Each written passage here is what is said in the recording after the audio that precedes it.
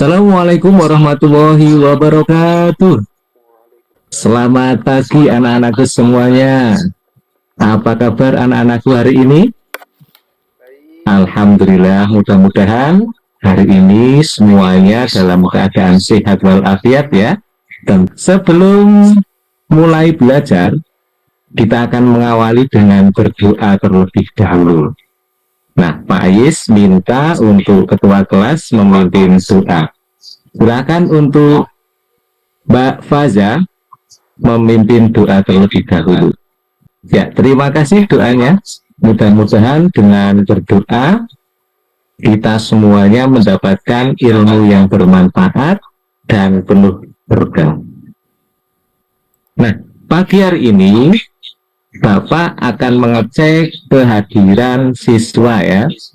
Oh ya, semuanya hadir ya. Alhamdulillah, berarti semuanya bisa mengikuti pembelajaran. Sebagai penguat profil pelajar Pancasila, kita bersama-sama untuk menyanyikan lagu Garuda Pancasila. Setelah hitungan ketiga, mari kita nyanyikan bersama-sama. 1, 2, 3.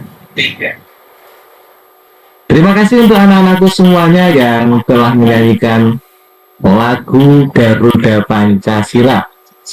Kemudian, sebelum masuk ke pembelajaran, siapkan dulu untuk buku-buku yang harus kita gunakan. Nah, sebelum masuk pada materi, Pak Ais akan menanyakan terlebih dahulu, siapa yang masih ingat materi pekan kemarin yang kita pelajari? Ada yang masih ingat? Mas Farid, Mbak Faiza, Mbak Bilqis? Iya, tepat sekali. Kemarin kita mempelajari tentang Asmaul Husna. Nah, sebagai pemancing kali ini Pak Guru akan bertanya kembali. Materi apa yang akan kita pelajari saat ini? Ya, kali ini kita akan mempelajari tentang zakat. Apakah kalian sudah tahu apa itu zakat? Ya, kalau belum tahu atau yang baru tahu sedikit, kita akan pelajari lebih dalam, kita akan kenali lebih dalam materi tentang zakat. Nah, sebagai motivasi, pada layar bisa dilihat ada salah satu pepatah manjada wajada yang mempunyai arti barang siapa yang bersungguh-sungguh dalam melakukan suatu hal, maka ia pasti akan berhasil. Nah, kali ini kita akan mempelajari tentang zakat, maka mari pelajari dengan sungguh-sungguh supaya kita dapat memperoleh ilmu yang bermanfaat. Kemudian berikutnya, pada pagi hari ini, Pak Guru akan menyampaikan tujuan pembelajarannya. Yang pertama, melalui pembelajaran diskusi kelompok, peserta didik mampu menjelaskan makna dan ketentuan-ketentuan zakat dengan benar. Kemudian yang kedua, melalui pembelajaran berbasis proyek, peserta didik mampu membuat poster tentang zakat dengan benar. Nah, kali ini kita akan melihat langsung video yang sudah Pak Ais siapkan. Terima kasih anak-anakku sekalian yang sudah menyimak dan memperhatikan video pembelajaran tentang zakat. Nah, apakah pada seluruh siswa sudah ada gambaran tentang zakat setelah menyimak video tadi? Nah, kali ini Pak Aris akan sedikit memberikan penjelasan tentang zakat untuk memperkuat pemahaman yang telah tadi kalian simak videonya. Ya, zakat secara bahasa berarti tumbuh, berkembang, ataupun suci. Sedangkan secara istilah, zakat mempunyai arti sejumlah harta yang diambil dari harta tertentu yang wajib diberikan kepada golongan tertentu sesuai syariat Islam. Kemudian selanjutnya ada hukum zakat. Hukum zakat bisa kita pahami dari Quran surat Al-Baqarah ayat 43. Nah, mari kita baca bersama-sama ya. Kita mulai baca dengan membaca ta'awudz basmalah. A'udzu billahi minasyaitonir rajim. Bismillahirrahmanirrahim. Wa aqimus salata wa atuz zakata warka'u ma'ar raki'in. Shadaqallahul azim. Nah, dari ayat ini surat Al-Baqarah ayat 43 kita bisa memahami bahwa hukum zakat itu adalah wajib atau fardu ain.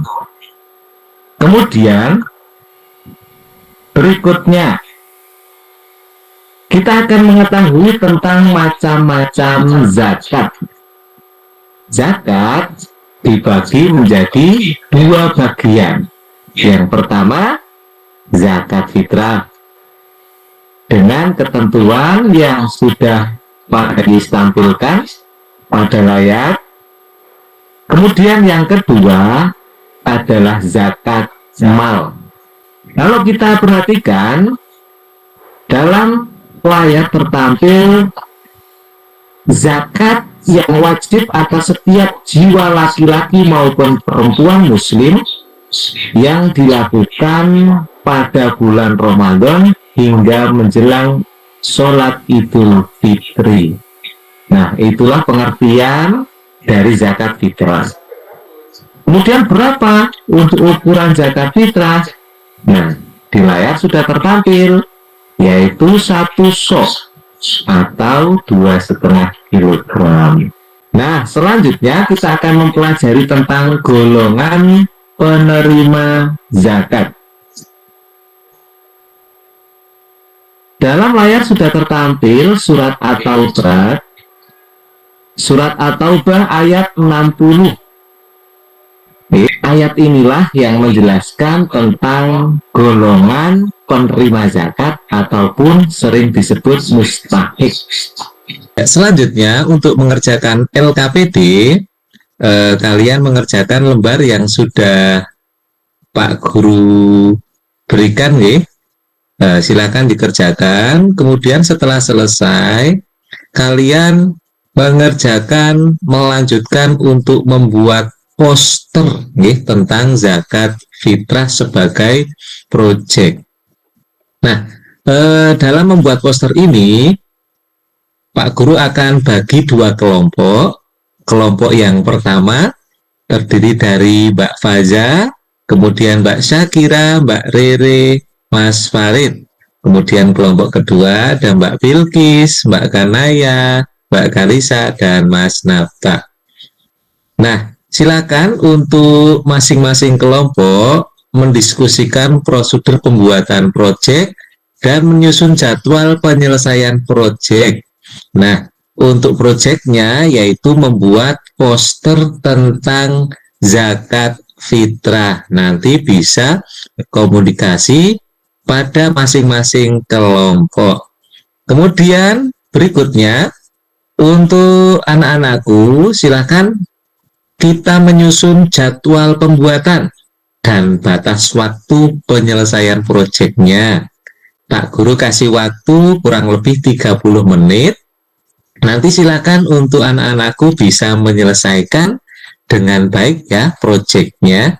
Silakan untuk anak-anakku bisa melaksanakan proyeknya. Siapkan krayonnya, siapkan pensil warnanya, siapkan pensilnya, siapkan kertasnya, dan silakan bisa dikerjakan. Dan Pak Guru awasi tentang penyelesaian proyeknya. Ya, terima kasih untuk anak-anakku yang sudah menyelesaikan proyeknya dan yang sudah selesai proyek. Jangan lupa untuk dikasih nama dan kelas beserta nomor absennya ya. Kemudian nanti Pak Guru akan membahas kelayakan proyek yang sudah dibuat dan anak-anak bisa membuat laporan produknya ya atau proyeknya. Nah, setelah ini silahkan untuk anak-anakku bisa mempresentasikan tentang hasil yang sudah dibuat itu. Untuk presentasi, Pak Ayis panggil satu persatu ya, dimulai dari Mbak Faza. Wah, hasilnya sangat bagus sekali. Ini ada pesan-pesan dalam proyek ataupun posternya. Terima kasih Mbak Faza yang hasilnya sangat luar biasa ini. Apa yang menjadi kesimpulan untuk materi ini?